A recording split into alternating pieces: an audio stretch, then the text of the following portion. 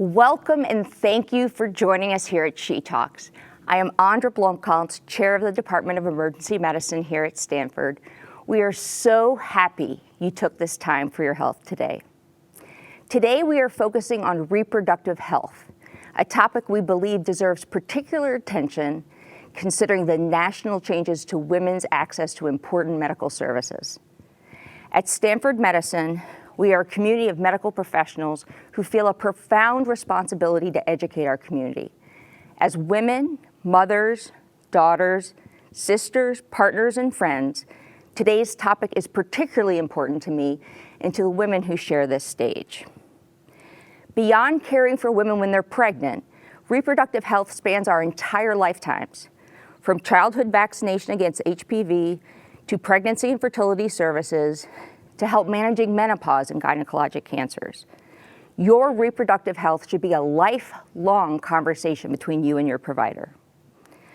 This field is advancing quickly. Today you'll be reminded of things you have long forgotten, you will learn things you didn't know, and you'll hear information you may want to share with a loved one. Most of all, we hope to provide you with some key takeaways that you can implement with your own care plan moving forward. I am delighted to welcome 4 of my inspirational colleagues who will address reproductive health from a number of angles. After we hear from our speakers today, you will see a QR code pop up on the screen. That will be your opportunity to submit live questions to our panel. First up is Dr. Kate Shaw. She directs Gynecologic Specialties here at Stanford. She will talk about the latest advances in complex family planning services, including access to abortion care. Thank you, Dr. Shaw, for joining us here today. Thank you so much for having me. It's a pleasure to be here with everyone today to talk about reproductive health. I often get asked, what is family planning? And family planning is really about empowering people to decide if and when they want to be pregnant. As a complex family planning specialist, I take care of the more sickest and complicated cases to make sure that everyone has access. And why is it important? So we know that planned pregnancies lead to healthier pregnancies and lives for both the pregnant people and the children. And we know that if somebody wants 2 children in their lifetime and is at risk of pregnancy with their partner, they will spend 20 to 30 years trying not to get pregnant.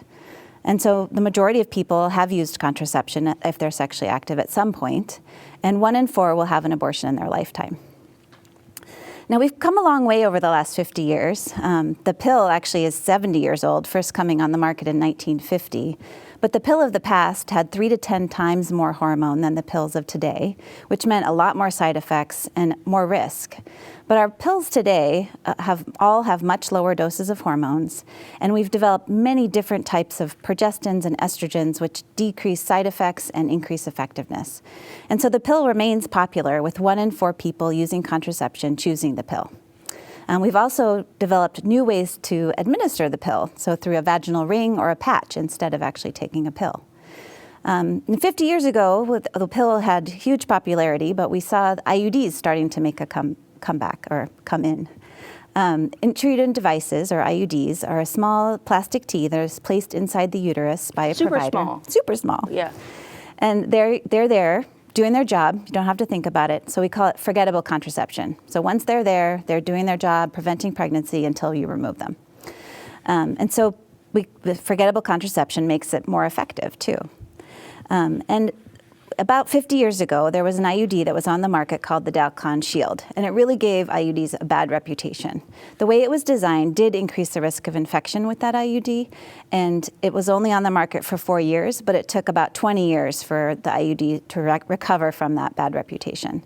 The modern IUDs do not have that same design and do not increase the risk of infection. And today we have 5 different IUDs that are available in the United States. 1 non-hormonal IUD that contains copper, which helps to make it more effective, and 4 different hormonal IUDs with 3 doses that prevent pregnancy. Now, the IUD can be used between 3 and 10 years, depending on the type, but can be removed at any time if someone wanted to be pregnant or wasn't enjoying the method. And so because these new IUDs are very effective and improved compared to years past, we have 1 in 8 people using contraception choosing to use the IUD, making it one of our more effective methods. And hormonal contraception is used for other reasons, not just preventing pregnancy. It's very popular for controlling periods, heavy, painful periods, fibroids, premenstrual mood disorders, menstrual migraines, and things like that. In fact, the hormonal IUD is now first-line treatment for heavy bleeding related to fibroids and has decreased the number of hysterectomies that are needed each year compared to 50 years ago. So over the last 50 years, we've also seen other new contraceptive developments. So I mentioned the ring and the patch, new IUDs, a contraceptive implant that's also another forgettable contraception, new diaphragms, new contraceptive gels, including one that's currently in trials, which is a male contraceptive gel. So stay tuned for that one. And yet, despite all of these methods, 1 in 3 people that are at risk of pregnancy are not using anything for contraception. And there's many reasons for that. One is that not everyone has access to healthcare. They may not have insurance, they may not have access to a clinic or a provider, or they can't find a method that works for them. There's many different considerations that people have when they think about contraception, because there's no best method. There's no one size fits all.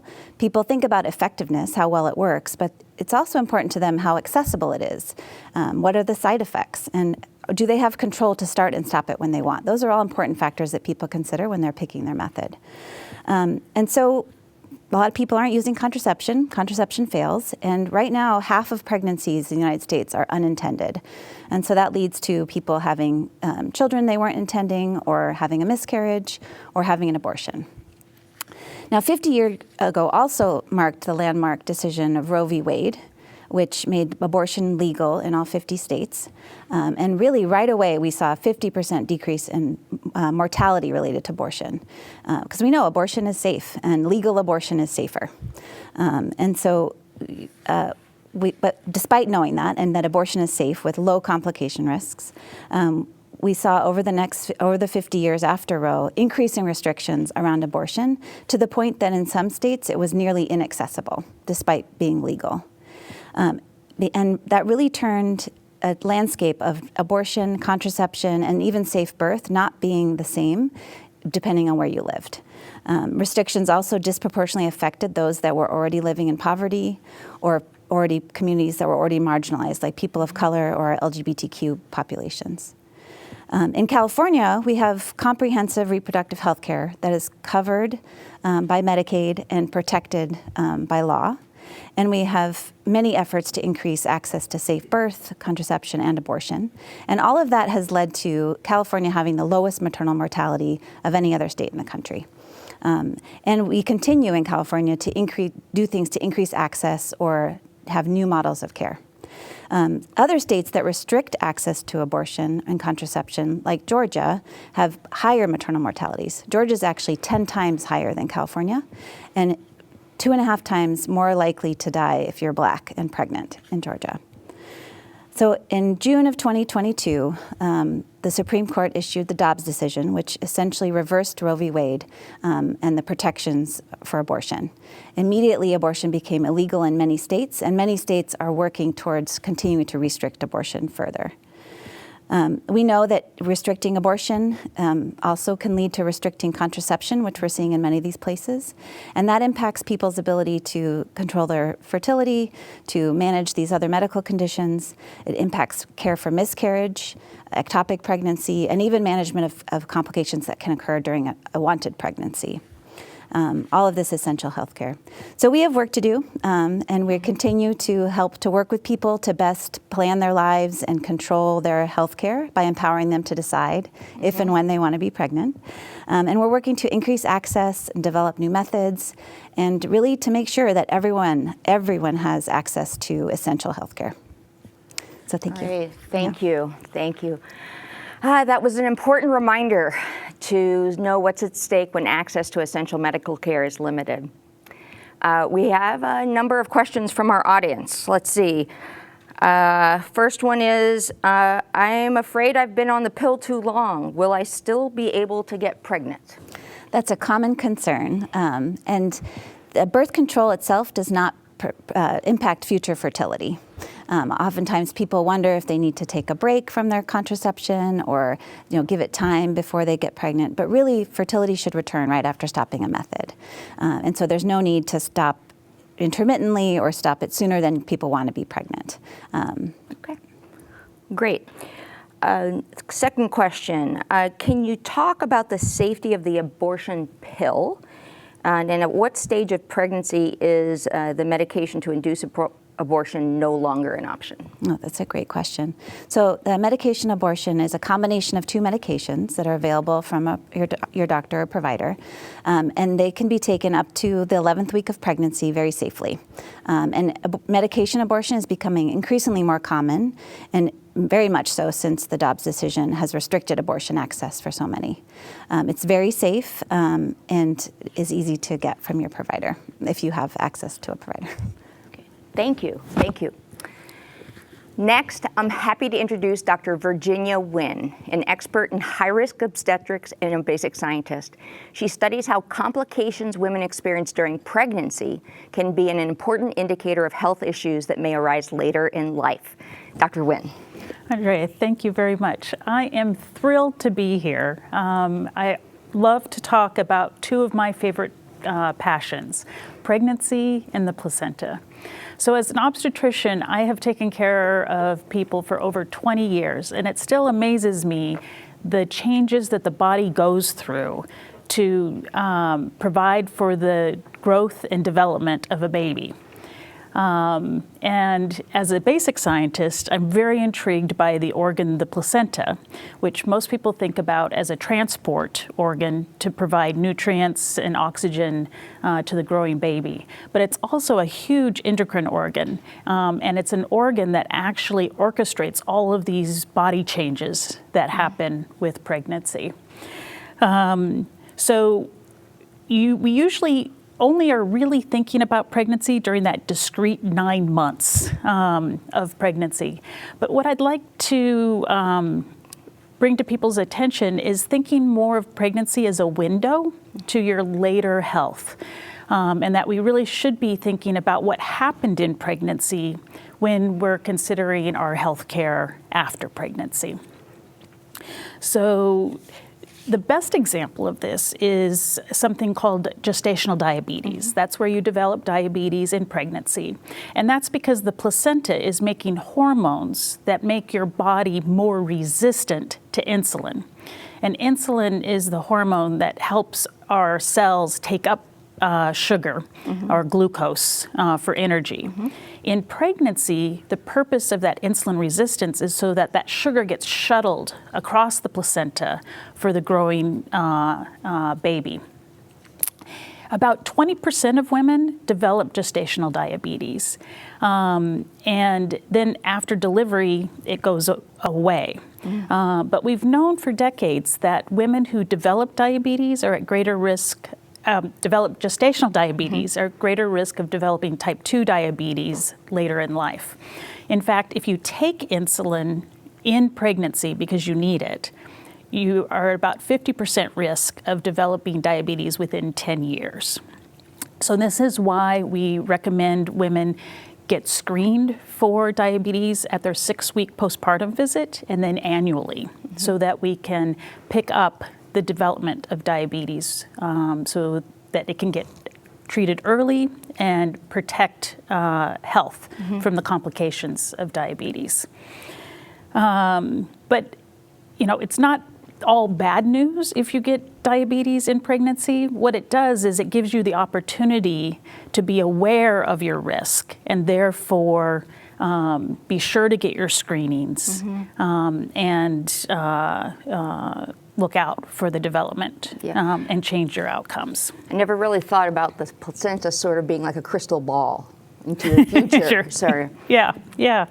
Now there's another complication of pregnancy that's driven by the placenta, and that's called preeclampsia. And that's where the blood pressure goes up, you may spill protein in the urine, or it can impact other organs like the lungs, the liver, the brain.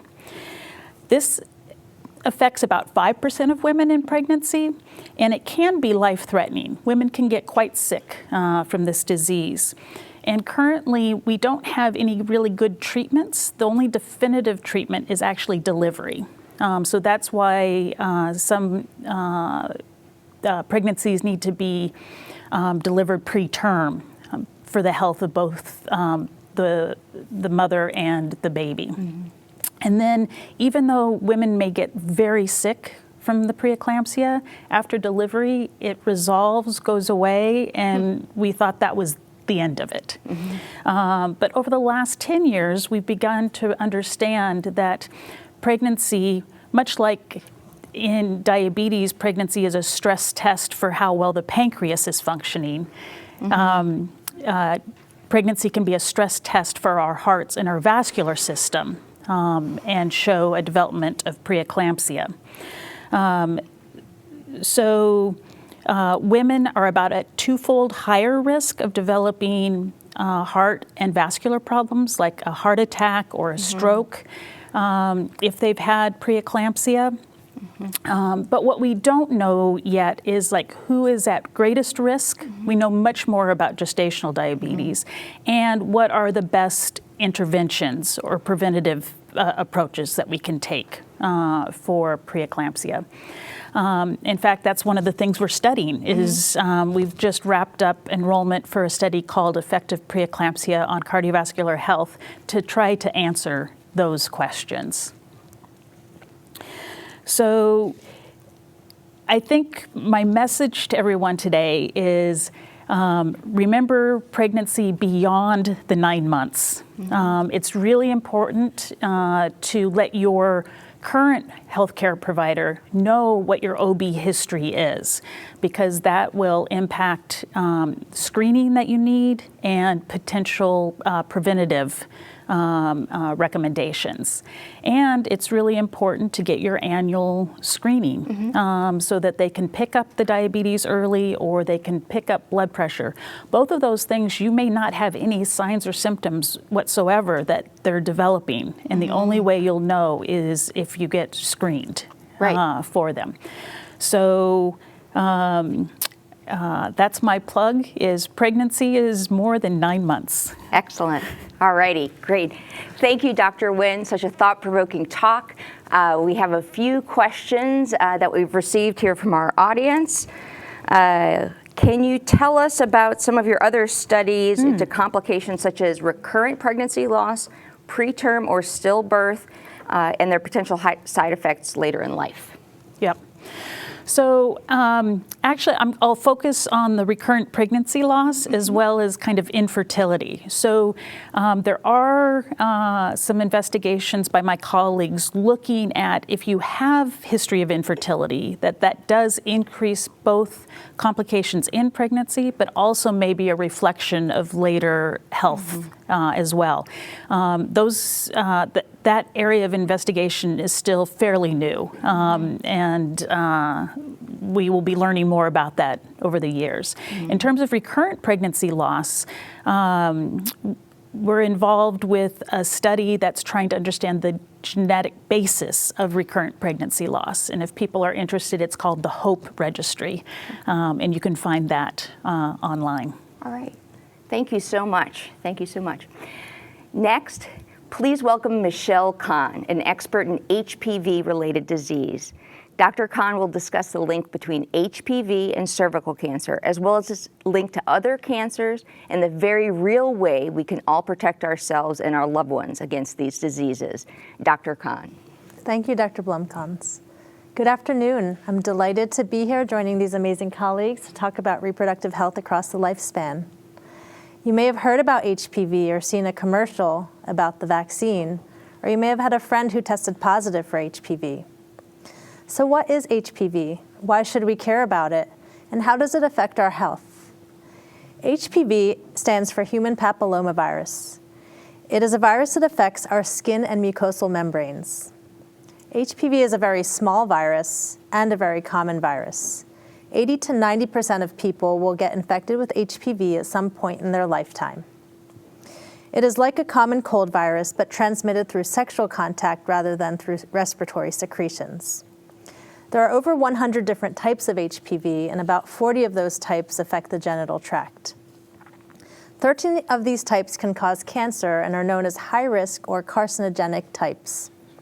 The other types cause genital warts or other types of warts, like plantar or hand warts. So what is it that HPV does to our bodies? In most cases, nothing. It hangs around for a few months to years, and then our immune system kicks in and fights off the virus and it clears. That happens for 80 to 90% of people who come in contact with HPV. For a smaller percentage of people, 10 to 15%, the virus can persist in the body and a test may remain positive. It is that persistence of the virus in the body that increases the risk of development of cancer. HPV is the cause of 5% of cancers worldwide. I'd like to share with you a diagram which shows the diseases caused by HPV. You can see that genital warts are the most common condition. The next most common are cancers of the cervix, head and neck, and anus. Vulvar, vaginal, and penile cancers are also caused by HPV and occur in smaller numbers. You may not know this, but rates of HPV-related head and neck, anal, vulvar, and even cervical cancer are rising in the United States. I want to share with you a few quick facts about these cancers. Cervical cancer is preventable, and it's present in a lot of women across the world in countries where they may not have screening programs. The World Health Organization has an initiative to eliminate cervical cancer by the year 2030. Head and neck cancer caused by HPV is actually more common in people assigned male at birth. The actor Michael Douglas was afflicted with throat cancer caused by HPV. Anal cancer caused by HPV is more common in people assigned female at birth. It's a common myth that anal cancer only occurs in gay men. And yes, gay men are at increased risk of anal cancer, but if you look at this diagram, you see that 2/3 of anal cancers occur in people assigned female at birth.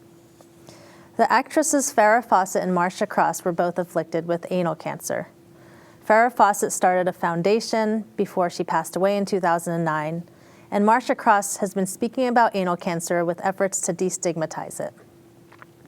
There is no screening guideline for anal cancer, but there are groups that are at higher risk.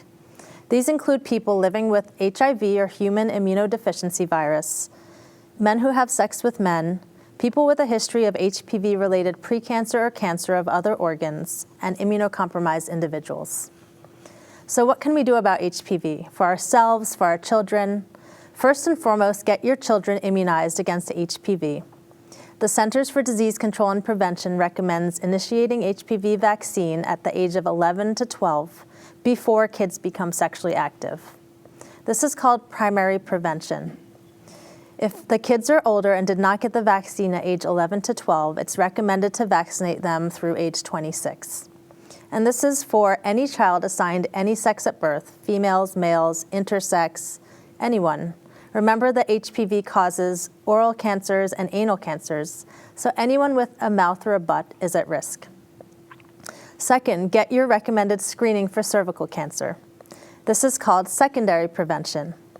Cervical cancer can be detected using an HPV test with or without a pap smear. You may know that the pap smear was the first cancer detection test, first discovered in the 1920s and recommended by the American Cancer Society in the 1960s. The current recommendations for cervical cancer screening in average risk patients is to start at age 21 or 25 and to get screened every 3 to 5 years depending on which test you're using. You should continue screening until the age of 65, at which time if you've had 2 to 3 negative consecutive tests in the last 10 years with at least one in the last 5 years, it's okay to stop. What about anal cancer? I mentioned that there's no screening guideline currently. If you are in a group that's at high risk, you should ask your provider about screening. For those at average risk, you can still ask your provider to do a perianal inspection, which is looking at the skin around the anal opening, and a digital anal rectal exam when they do your pelvic exam. If you have any symptoms such as anal bleeding or pain or you feel something there, please get them evaluated. And that means someone looking and feeling, not just giving you a prescription for hemorrhoid ointment. What about oral cancer? Unfortunately, there's no screening test for oral cancer, but you can see your dentist once a year and ask for an oral cancer screening exam where they will visualize the inside of the mouth and the neck and palpate for any masses or irregularities. How about vulvar cancer? Because it's not as common, there's no screening recommended for vulvar cancer. Unfortunately, rates of vulvar cancer are rising, particularly in patients older than 65 who are no longer coming in for their Pap tests. So it is important, if you have any vulvar symptoms, itching, irritation, you feel something there, to go in and see your provider. And it is okay to continue to get annual exams to discuss any questions or concerns that you have. My final take-home message today is that these cancers, particularly cancers of the cervix, vagina, vulva, and anus, are preventable. There is a precancer stage that can be treated to prevent progression to cancer. And we know that treating cervical precancer has remarkably decreased mortality from cervical cancer over the last several decades. Last year, a randomized controlled trial on treatment of anal precancer was published in the New England Journal of Medicine, showing that the treatment of precancer prevented progression to cancer. We do perform screening and treatment of these precancers here at Stanford in our PEACH program. So as a recap, number 1, get vaccinated against HPV if you're eligible and make sure your kids get vaccinated. And number 2, get your screening for cervical cancer and talk to your provider about the other cancers. Thank you. Thank you. Screening and prevention have certainly evolved and continue to evolve. I appreciate you sharing this new information. And we have a couple questions from our viewers. At what age should a young woman get her first pelvic exam? That's a great question. So we do recommend doing the initial reproductive health visit at age 13 to 15, but this is more talking. It's not necessarily involving an exam. This is to talk about reproductive health issues, periods, birth control, anticipatory guidance. But the first pelvic exam is usually performed at the age of 21 or 25 when you're getting that first Pap smear. However, people who may have symptoms such as abnormal bleeding, abnormal discharge, may want to get an IUD placed, may have a pelvic exam prior to that age. Okay, and the advent of the HPV vaccine has been in many of our lifetimes. So this question is, who should get the HPV vaccine? And if I'm 30, am I too old? Another great question. So the HPV vaccine is recommended by the CDC to be given to people aged 9 to 26. However, it is approved by the Food and Drug Administration through age 45. And so we have this group of people aged 27 to 45 who are eligible to get the vaccine. And what the CDC recommends is shared clinical decision-making with their provider. And so it's important to talk to your patient about this age and what their risk might be. Anyone who may potentially have new partners and are in that age group may get exposed to new types of HPV and might benefit from getting the vaccine. Thank you. Our final speaker today is Dr. Amy Vodish, a menopause specialist here at Stanford. She is here to share her expertise on managing the symptoms of menopause, including when hormone therapy may be appropriate and safe. Dr. Vodish. Thank you so much for having me. I'm so excited to be here and to talk about menopause and hormones. Certainly something that a lot of people don't feel comfortable talking about. And I'm so happy that this is becoming much more common and much more mainstream. In fact, there was a great New York Times article yesterday all about menopause.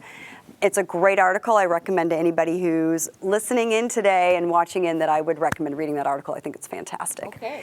I wanted to start with a few definitions because I think there's a lot of confusion about menopause and premenopause and perimenopause and what all these things are. So premenopause is the time from when we go through puberty until the time we hit something called perimenopause. And during this time, traditionally people will have regular, predictable menstrual cycles.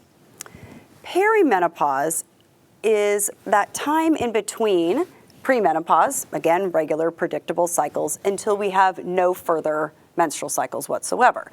So perimenopause is that time in between, and it can last anywhere from a few years to up to 10 years. It's really variable for each person. And I liken perimenopause to a second puberty. Things are bumpy on the way in to having normal, predictable cycles, and they're real bumpy on the way out.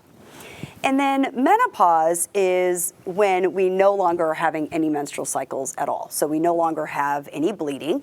And once you've gone a full 12 months with no bleeding, then you are considered in menopause or postmenopausal. So that's sort of the definitions, I think, to kind of help clarify some of these different terms that get thrown around.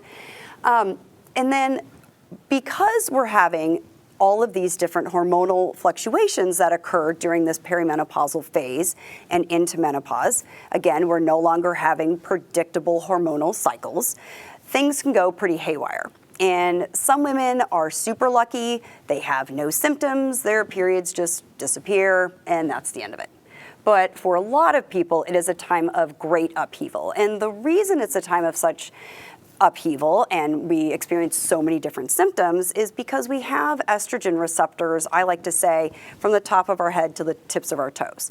And when our estrogen levels are going up and they're going down, which is what's happening in perimenopause, these different receptors are being turned on and off, and they're just very confused. So our body systems start to go completely haywire. So that's why we have hot flashes and night sweats and sleep disturbances, brain fog, where you walk in a room, you're like, what am I here for? I have no idea, and you turn around and walk back out. You can have joint pain, vaginal dryness, weight gain, pain with intercourse, low libido, kind of everything can be impacted. And every person's journey is so different, and what I would really like folks to walk away from today is that there's no one journey for everybody. And so if you feel like you're going crazy and you're like, I have no idea what's happening with my body, it's like Invasion of the Body Snatchers, you're not alone and you're not crazy. This is just a natural process, but for every person, this natural process can be very different. So that's sort of one of my main takeaways. The other thing I wanted to touch base on today are the different myths around menopause, because there are so many different myths. Number one that I hear a lot of is, well, once I'm through menopause, all of these symptoms should go away, right? Like, I'm done. Makes sense. I'm over it. And for a lot of people, that's true. The one symptom of menopause that does traditionally get worse with time is vaginal dryness. But the other ones do tend to get a little better. However, there is about 20% of the population who will continue to have symptoms into their 70s and 80s. Wow. Yeah. So you're not alone. There's 20% are there. And if you're having hot flashes in your 70s, yes, it can be still due to your hormones, despite what people will tell you. And the earlier the onset of those symptoms, so let's say you're in your 40s and you start to have hot flashes, generally speaking, the longer you're going to have them. So it's something to kind of think about and have it, the forefront as you're thinking about how you want to tackle menopause for yourself. The second myth, which is a huge myth, is that hormone replacement therapy is dangerous and it's bad. And this is not true. Hormone replacement therapy does have some risks. Every medication out there has risks and benefits and side effects. But basically what happened is in the 90s, everyone was put on hormones, whether you had menopausal symptoms or not. It was just like, oh, you're in menopause here, you're going to get hormone replacement therapy. And then in 2002, the Women's Health Initiative study was published. And it was one of our first big randomized controlled trials. And so everyone kind of put a lot of stock into this study. And when that study came out, it was a bombshell for gynecology. It basically said that hormone replacement therapy caused cancer, that it caused heart disease, and so women went off hormones. And like overnight, I remember being on my OBGYN rotation, the phones just going like ringing off the hook. It was wild. And so people went off their hormones and they suffered, unfortunately. And now we've had, luckily, 2 decades of research that we're able to put together. There was some data from the WHI study that was important, and we were able to combine it with all of these other studies that we have out now, and that really hormone replacement therapy in general, the benefits outweigh the risks. And so yes, there is a slight increased risk of breast cancer with some combinations and formulations. It's about an increase of about 1 case per every 1,000 women. So the absolute risk is really low. So even if you have a family history of breast cancer or you have the BRCA gene, the BRCA cancer gene, you may still be a candidate for hormone replacement therapy. Okay. And so that's something I really want folks to take away today as well. Another question or myth that's out there is, I unfortunately have women who come into my office and they're in their mid-60s and they say, I want to start hormone replacement therapy now. I read these studies that it's helpful, but of course they've haven't been on it because of the WHI study and the impact of that. And unfortunately, there really is a window of opportunity for when you want to start your hormone replacement therapy. And that's typically under the age of 60 or within 10 years from that final menstrual period. And so in that age group, that's the perfect time to start it. Once you're outside of that window, the risks of hormone replacement therapy go up, and so therefore it may not be the best choice. The other flip side of that I hear is, oh, I'm 60, I'm 65, I need to go off hormone replacement therapy.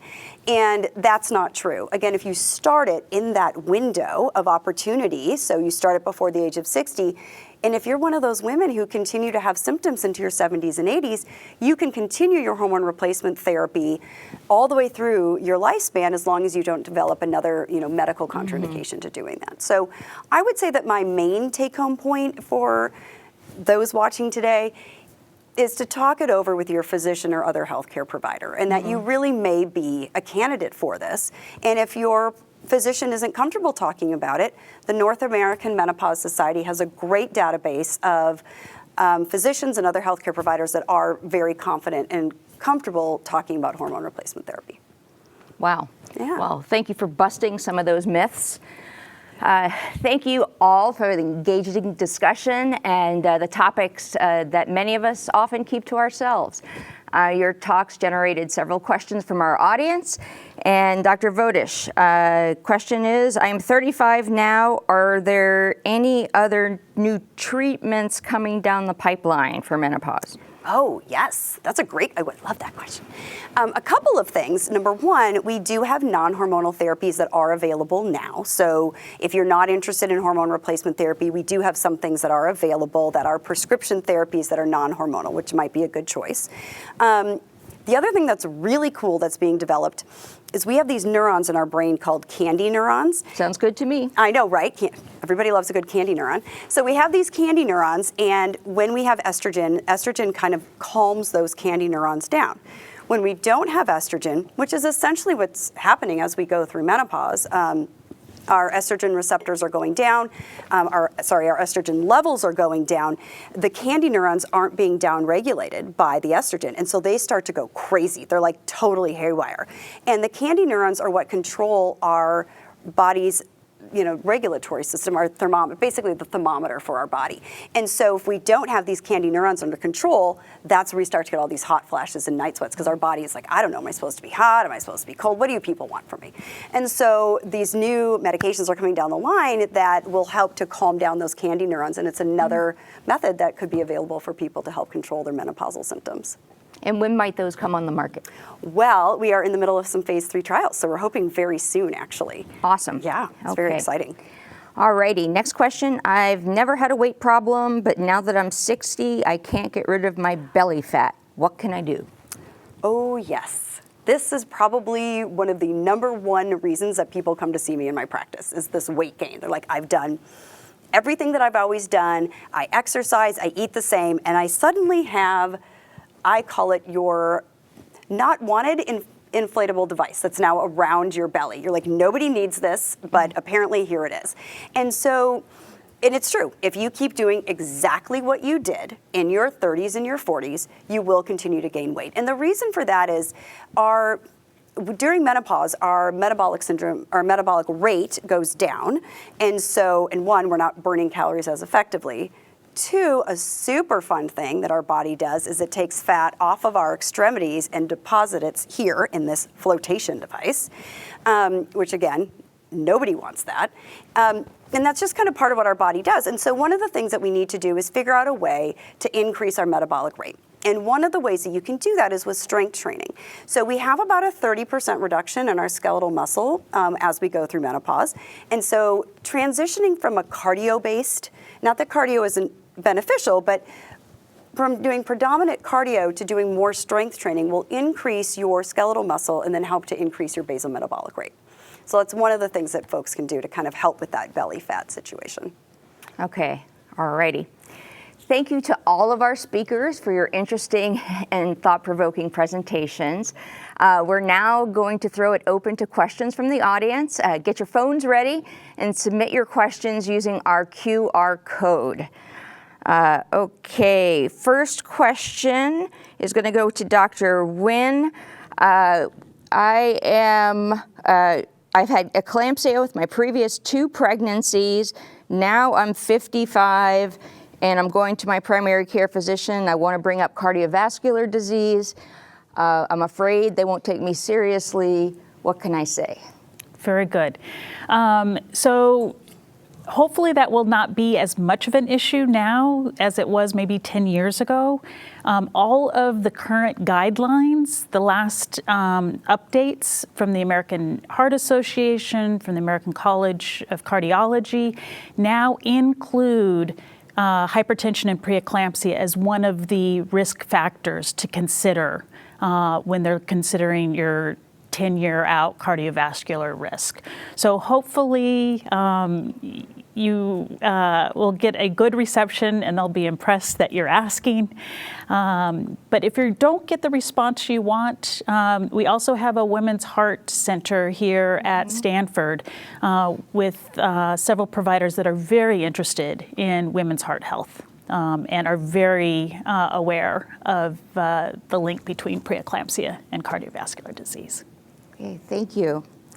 Dr. Shaw, for a person with depression, do combination birth control pills such as Yasmin or Lucette make mood worse or more stable? I've heard people say both, and I'm confused. Understandable. Can be very confusing because there's not a one answer. There's dozens of different types of pills that have different types of hormones in them that can affect people differently. And depending on why you're taking it, it could be a treatment. So premenstrual depression that people have, birth control pills is actually a really good treatment. And so it can be helpful, and if it's making it worse, then that's something to be aware of. So people that do have a history of depression should kind of pay attention, and we can modify given how many different options we have. All righty, back to Dr. Winn. What are the complications, if any, of preterm birth in first pregnancy on future pregnancies and future health? Very good. So there is an increased risk of preterm birth if you've had a prior preterm birth, but still the majority of women don't have a subsequent preterm birth. So the risk is there. How preterm birth impacts later health is an area that's under-investigated. So we don't know as much about that. But if you've had a preterm birth, one thing we do know that makes a difference is making sure that you space out the next pregnancy. So you want at least 18 months between conception and of the first pregnancy and delivery of the second pregnancy to decrease the risk of preterm birth. Okay, all righty. All right, next question goes to Dr. Khan. How exactly do you conduct HPV testing? Is it still a pelvic exam, and can we do it through a blood test or some other non-invasive way? That's a great question. At this time, it's still a pelvic exam, and the provider is collecting a sample just like for the pap smear. We know that there's lots of data showing that self-sampling for HPV, so a person inserting a swab in themselves and collecting the material and sending it off for HPV DNA testing is very sensitive, and it's a good test. However, it's not approved by the Food and Drug Administration at this time. So at this time, it's still a pelvic exam to obtain a sample. Are there any blood tests? There are no blood tests for HPV. Only in research they sometimes look at HPV antibodies, but it's not a good test. All righty. Shucks. All righty. Next question is Dr. Vodish. Do we treat menopause differently if it's brought on by cancer treatment or surgery? And can you explain what exactly that means? Oh, sure. Yeah, that's a great question. So menopause can be caused basically sort of three different ways. Number one, naturally, where our ovaries sort of go through this natural progression. Number two, surgically, where our ovaries are surgically removed. And number three, through cancer treatments when you have chemotherapy, things like that for your cancer treatments, that can sometimes cause your ovaries to sort of stop producing hormones, and therefore it's sort of a chemotherapy-induced menopause. So there are other things that can cause menopause as well, but those are sort of the three with respect kind of to this question. So with surgical menopause, it really depends on, we don't necessarily treat it any differently if you're having your ovaries removed for a non-cancerous reason. There are people who have really bad endometriosis or things like that. It's better for them to have their ovaries removed. What is different is that instead of there being sort of a natural kind of gradual progression, it's very abrupt. And so you can have a very abrupt onset of symptoms, but I would still treat that similarly in terms of thinking about hormone replacement therapy in that person. And also if they're going through surgical menopause early, so for example, for somebody who has endometriosis, they may have their ovaries removed in their 30s, that's really too early to go without all of the benefits of estrogen, of which there are many. And so in that patient, I would really think about putting them on hormone replacement therapy.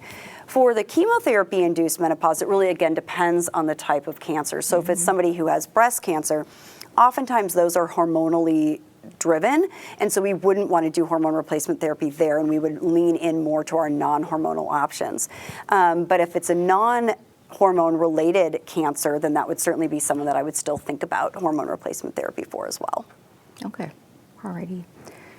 Dr. Shaw, I've heard birth control pills can cause weight gain and may increase my risk of cancer.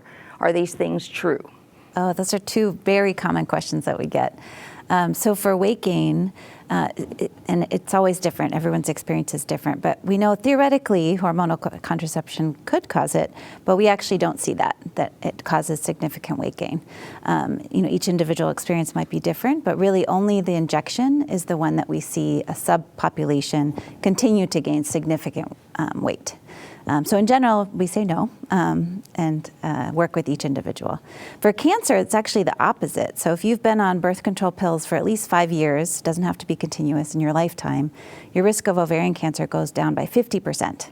And we know that it also decreases your risk of uterine or endometrial cancer, and there may be benefit with the pill specifically to decrease risk of colorectal cancer. Wow, okay, alrighty. Alrighty, back to Dr. Winn. What are the long-term complications of multiple C-sections versus multiple vaginal births?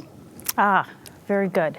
So in terms of thinking about your medical health, there isn't any known risk of multiple C-sections versus vaginal.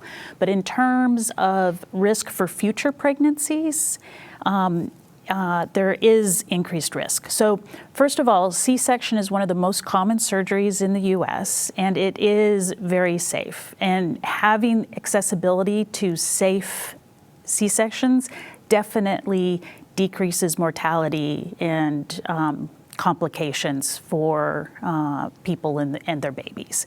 But if you don't have to have a C-section, if you're able to have a vaginal delivery, it is better because of these increased risks of subsequent pregnancies, of a small risk of the scar opening during a subsequent labor or late in a subsequent pregnancy. But something that isn't as common but can be life-threatening is if the placenta implants over that scar, you're at increased risk of something called accreta, or basically a very sticky placenta. A placenta that invades way more into the uterus than it should. And that can be life-threatening, causing a lot of hemorrhage at the time of delivery, and typically requires a hysterectomy to control the bleeding and save the woman's life. So the more C-sections you have, the greater risk you are for that. And so if you've had a C-section, it is always important to have an ultrasound to know where your placenta is, and if it's over the scar, that the person doing the ultrasound takes a close look at the placenta. To see where it is? Yeah. Okay, all righty. Dr. Khan, can a woman who has not been sexually active for 9 years get cervical cancer? Great question.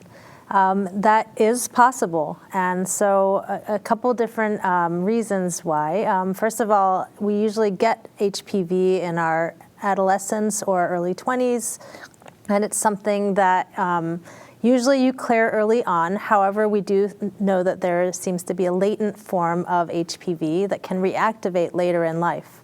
And so you don't have to have current sexual activity to get cervical cancer.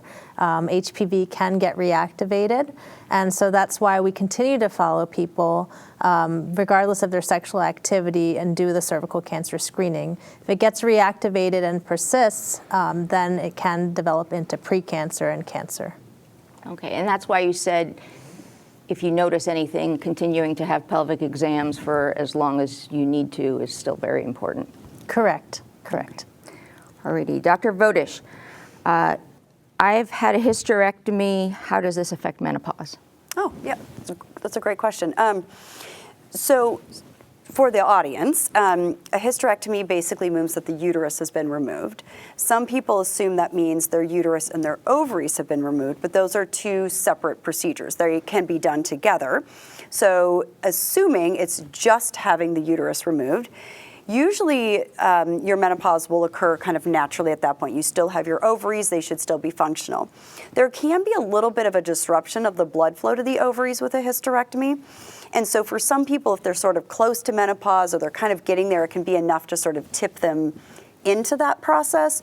But generally speaking, you would go through it as sort of a normal time, assuming, again, that you weren't in surgical menopause, meaning that they removed your ovaries. Okay, all right.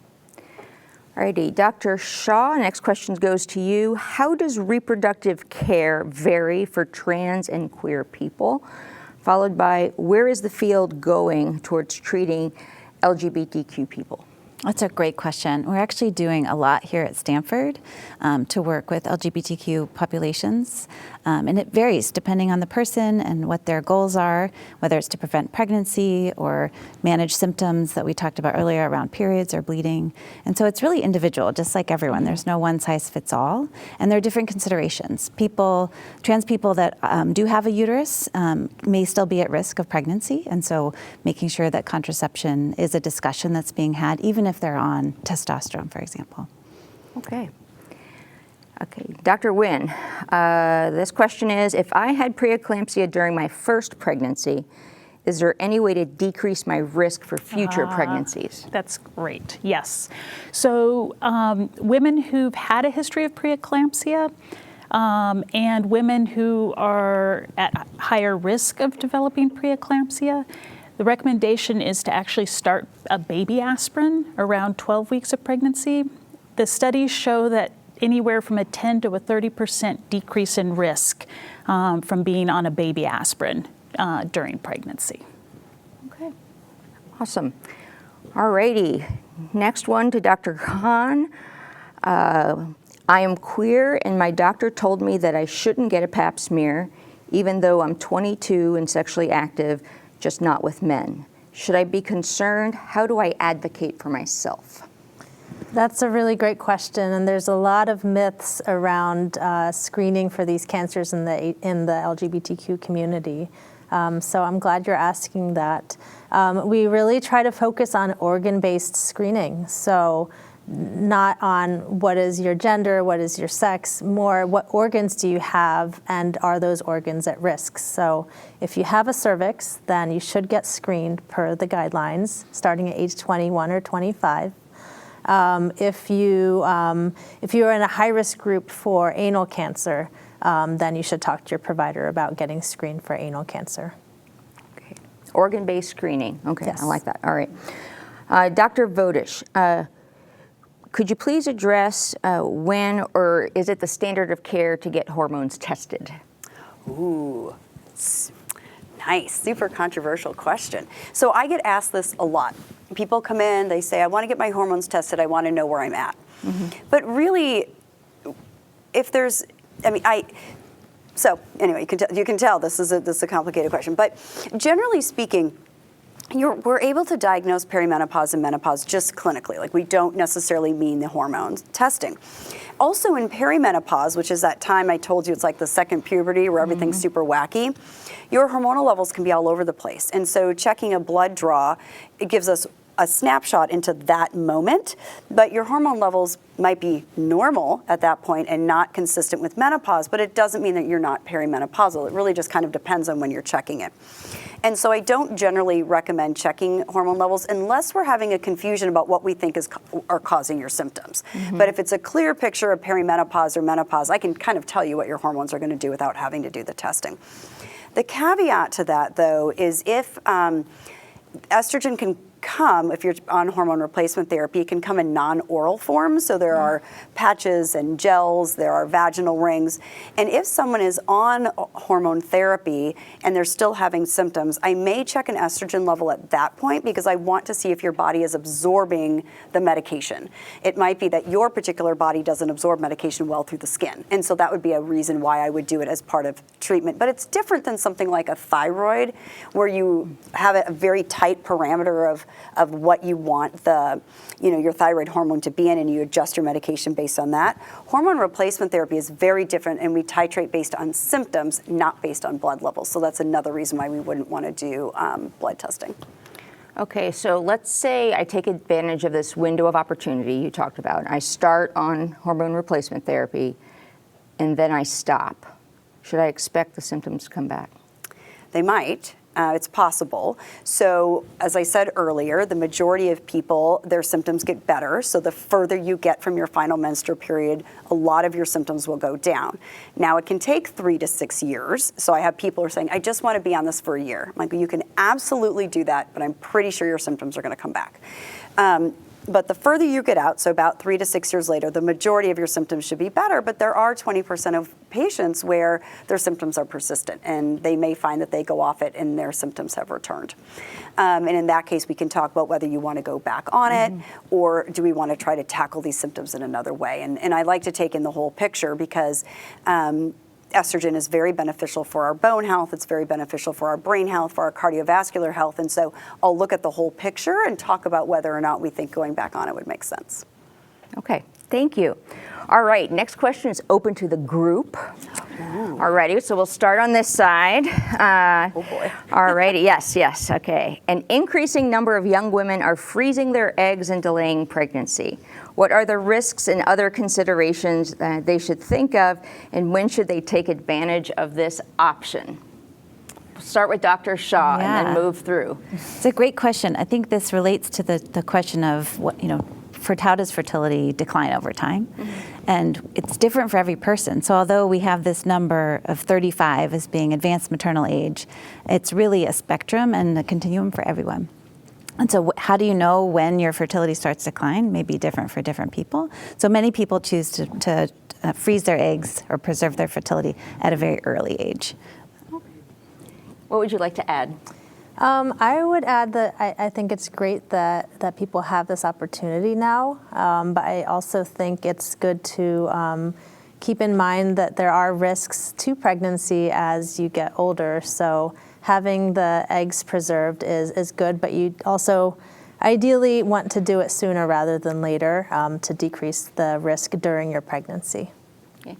And what I particularly like about this is that young professional women are having this conversation among themselves and are open about having this conversation and compare stories and so forth.